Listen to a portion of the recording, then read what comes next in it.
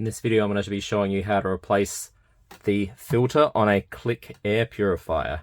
I'll also show you some simple methods on troubleshooting it if you first open it up and the air purifier isn't filtering. So if this is the first time you're using it, you'll find the filter in the base.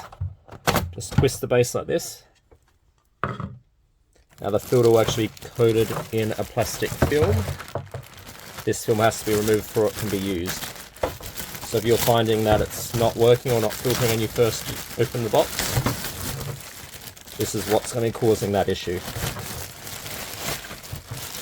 So once you remove that film, it just goes back in the same way you took it out. And then you get the base, and you just clip it in and you spin it. Now if you're replacing the filter after it's dirty, it's the exact same method. The only thing you'll have to do is now reset the filter element. So what you'll find is, if it was a dirty filter, this light here will start to flicker. All you have to do is hold that in for 3 seconds, and then that will reset the filter element, and the new filter will be installed ready to use. If you don't do this, it will still work. It will just continuously flicker and you won't know when the filter is ready to be replaced. So hope that helps, and thanks for watching.